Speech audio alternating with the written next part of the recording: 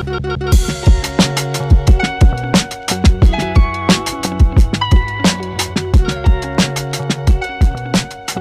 I'm Matthew Herzberg, and this is the Myopia Mindset. This is your weekly check-in for motivation, education, and inspiration on your path towards success with myopia management. This is the podcast you're going to listen to on your way to the practice or when you're done and wrapping up, and you're going to get fired up to get back in and passionate about myopia management. I've got kind of a special episode that we're doing today because I've found over the years that it is really difficult to get our community to ask questions. And I think that that's a huge obstacle towards our path towards success with myopia management. If you don't ask questions, how can you get the answers that you need? So I put out the call for questions amongst the audience related to one of our episodes about visual hygiene.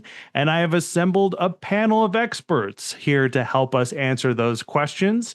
My first guest on the panel is Dr. Cheryl Chapman. She practices out of Gretna Eye and Aesthetics. She's a past president of the AAOMC and is the co-founder of Peak Pro. Cheryl, welcome back to the podcast. Thank you for having me. And I also have Dr. Brianna Rue here. She is, you know her from Dr. Contact Lens and West Broward Eye Care. Brianna, we missed you at VBD. I thought we got all excited to see you. And I heard you got an award. What happened?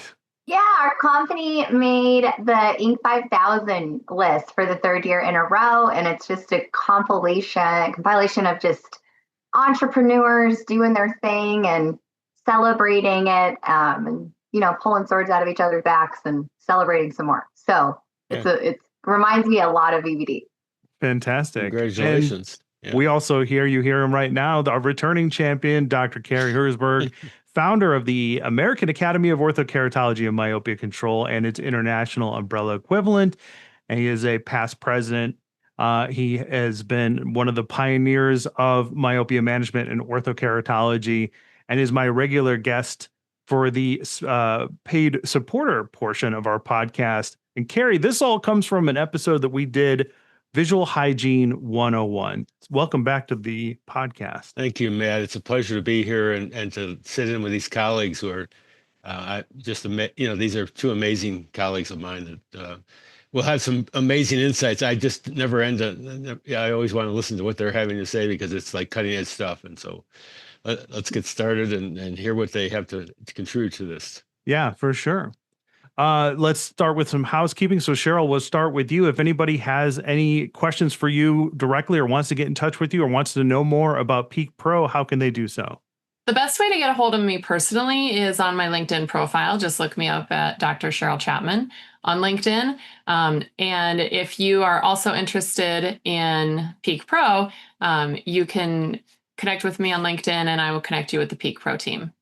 Excellent. And Brianna, how about yourself? Same. LinkedIn is my jam. I'm on there often, as Matt knows. And you can reach out to me there. And then with Dr. Contact Lens, same thing. You can reach out on LinkedIn or go to our website and request your practice consultation. Fantastic. And Carrie, how can people get in touch with you online? Oh, just the old-fashioned way. My email is good. And I'm also on Facebook and LinkedIn as well, but oaadoc@gmail.com.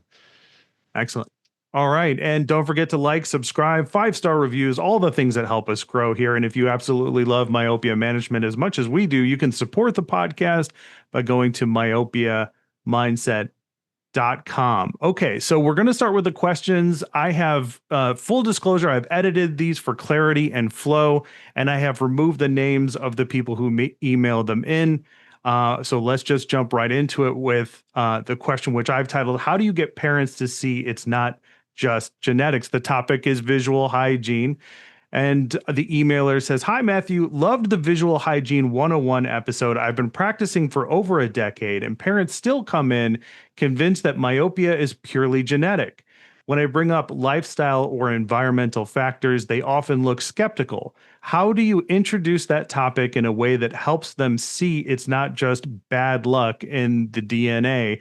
I'll kick it over to Cheryl first. How would you respond to this question?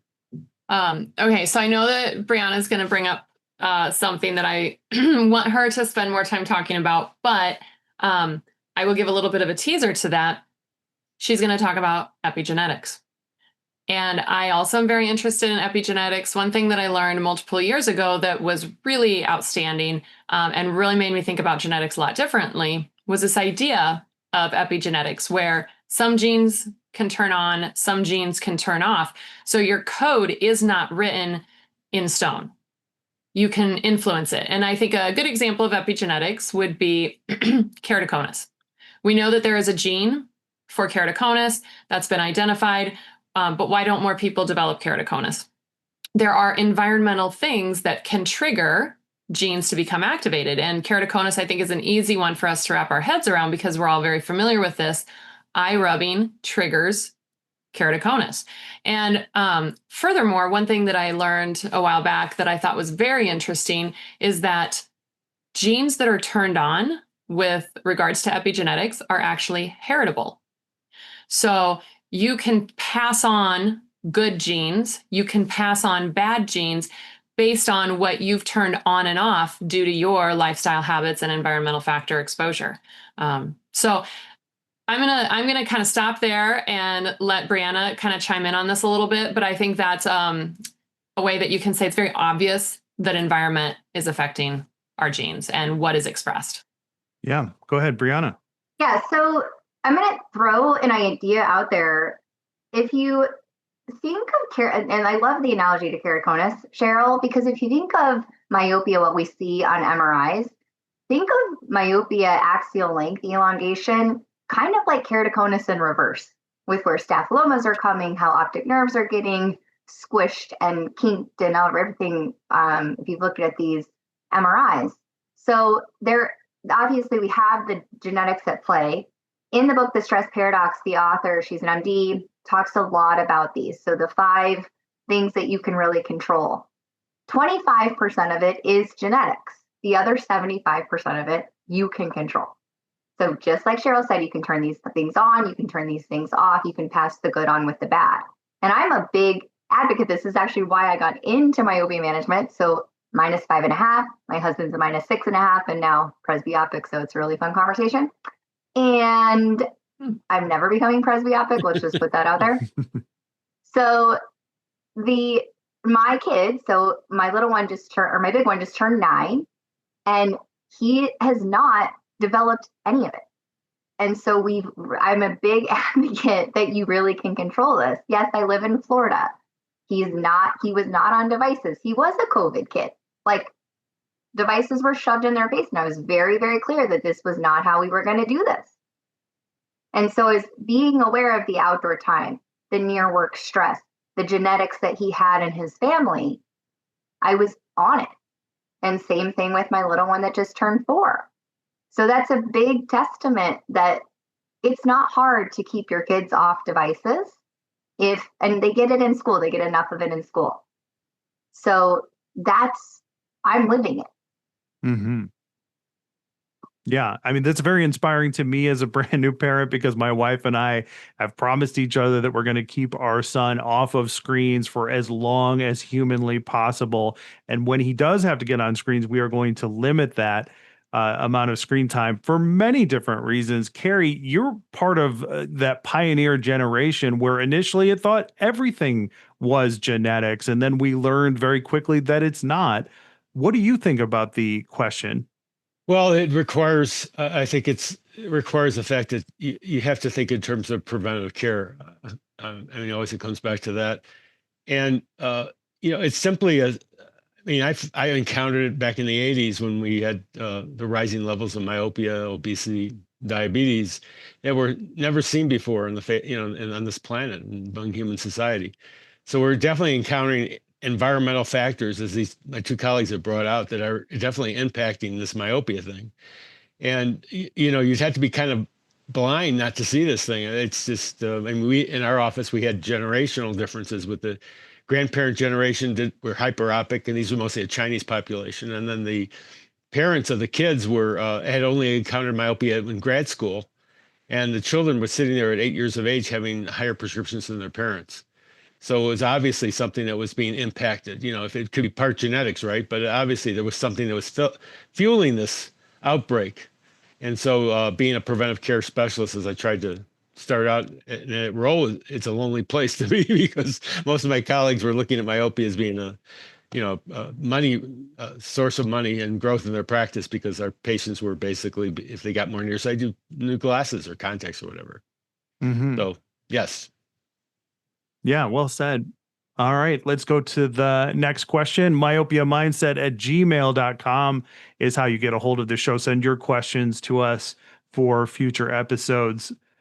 This one is about having uncomfortable conversations. Hey, Matt, I appreciated your point about having tough conversations with parents. I try to bring up screen time and visual habits, but sometimes I worry I'll offend or lose the family if I push too hard. Any advice on how to make these conversations constructive instead of confrontational? And I'll open this up to whoever wants to jump in here. I encounter this all the time, personally speaking, with people in my regular everyday life. It can be very uncomfortable bringing up screen time to parents. So who wants in on first on this one? It should be I'll Brianna to jump take in. that. So Yeah. I always make it conversational first with the kid.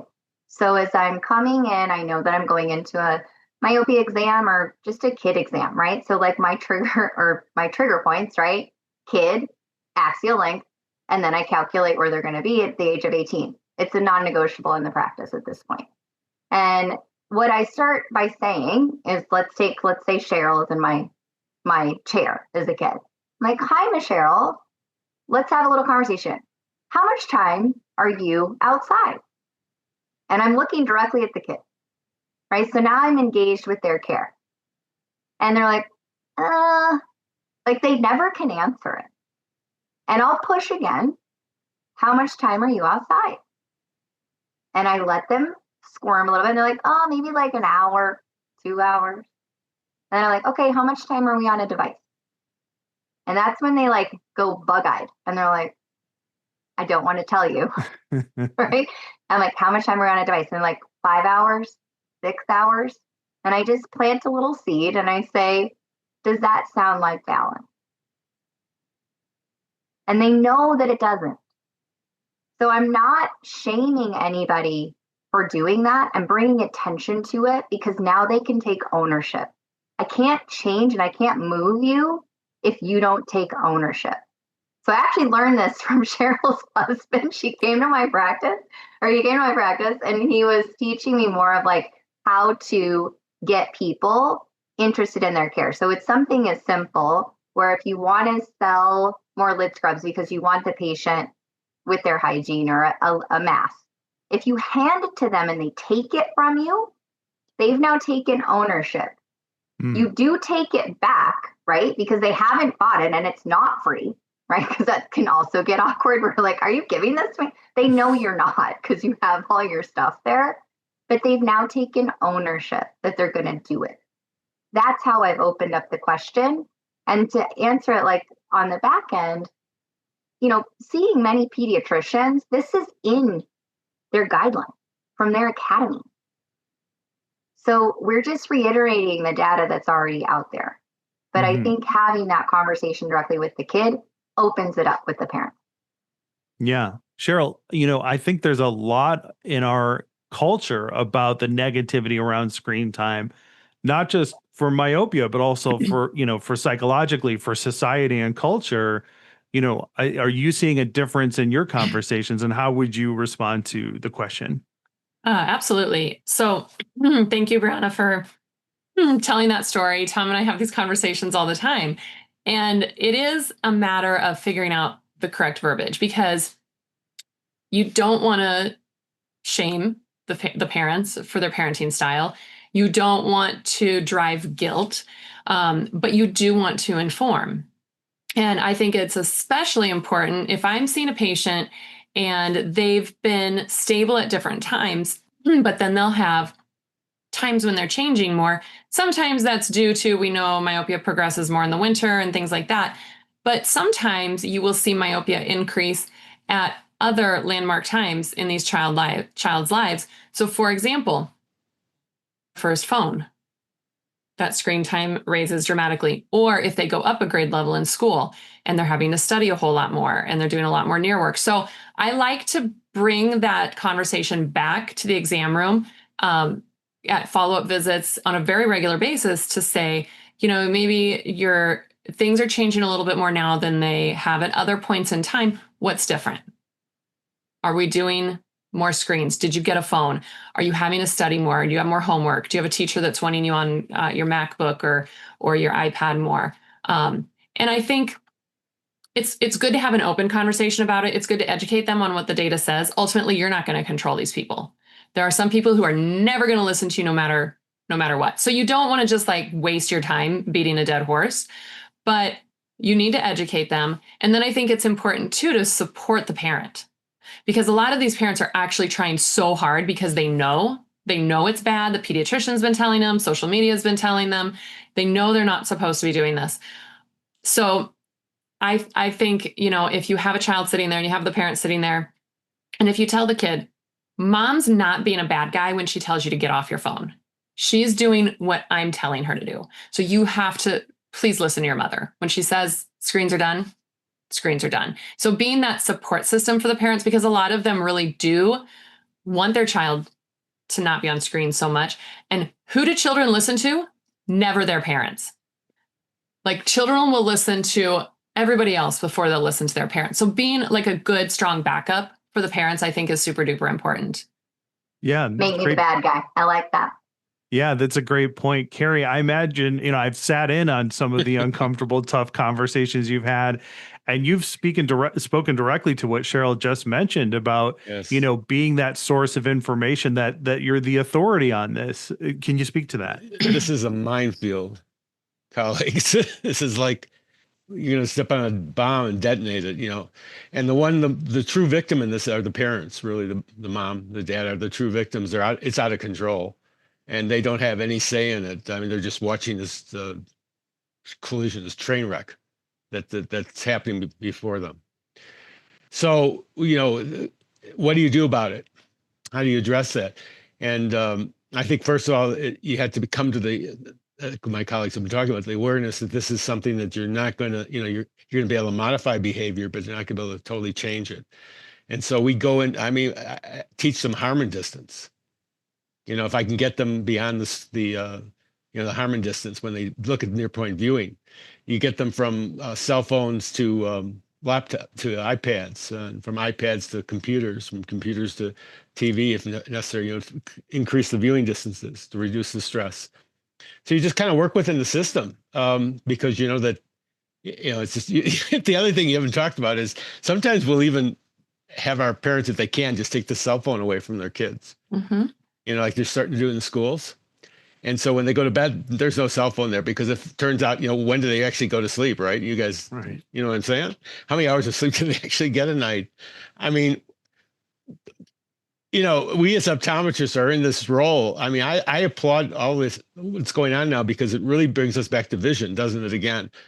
And no matter what else we talk about, we're vision specialists, and we're going to be guiding these patients and how the visual hygiene, how that's supposed to be, and what it really means.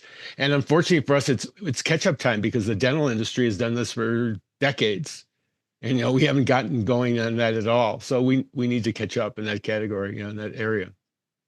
Right. And you brought up the harm and distance, and we have a question about it, in the set here, where one of our audience members said, "Love that you mentioned the harm and distance. I've been trying to explain this to kids and parents, but they forget the concept as soon as they leave the office. Any tips or visual aids you've seen work well to make the idea of elbow to chin distance memorable and actionable?" And I think that's a great question, because we can pass along all of this great information, but how much of it is really going to be retained when they get home? Cheryl, do you have any tips in your office to help them remember the harm and distance, or anything else?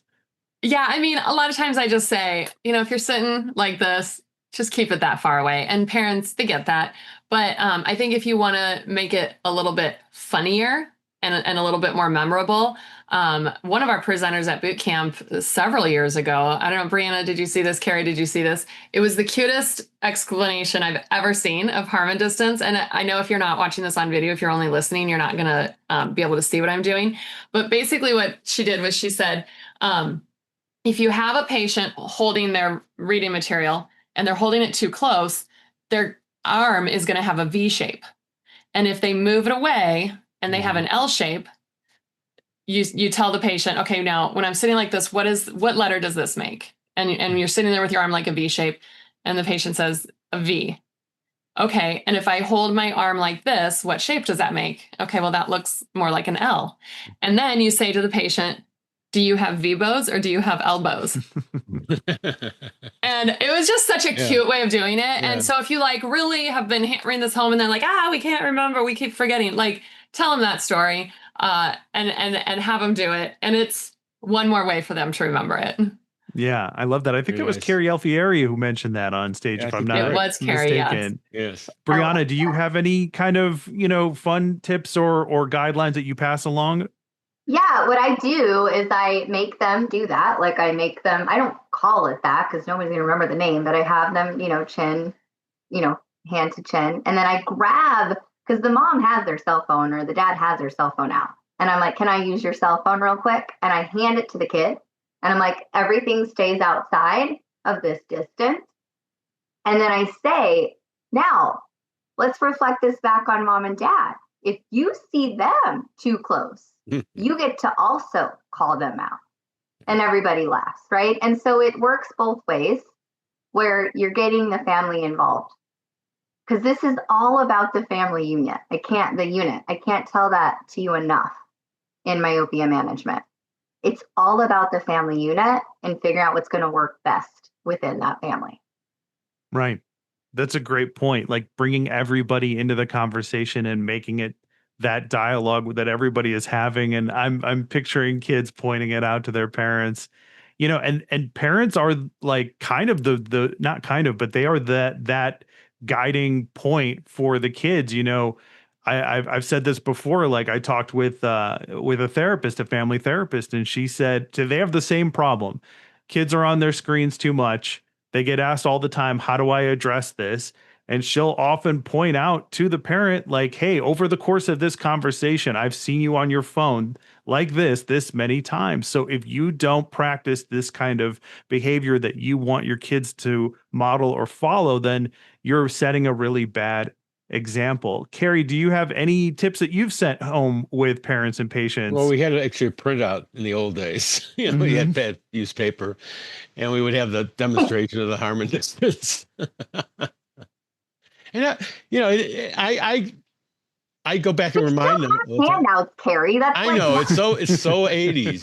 It's so last century. But what can I say? Well, at least with a piece of paper, we're not like, because I often think like, everything's got digital tools now. Everything's got you can look it up, or it's on an app, or there's some sort of digital tie-in, and it's like we're trying to tell people to stay off their phones, but then all of the instructions for what they're doing is sent to them in an email. So like I'm a big fan of the old-fashioned paper technique. So am I, man. Keep up your paper. That's right. If you're interested in getting the rest of the episode, consider becoming a paid supporter of the Myopia Mindset. In addition to an extended version of this episode and every other episode that we do, you'll also get access to exclusive monthly bonus episodes of the Myopia Mindset. And I know you're interested. You've made it this far. You can do so on our Substack, myopiamindset.substack.com. I'll see you at the next one.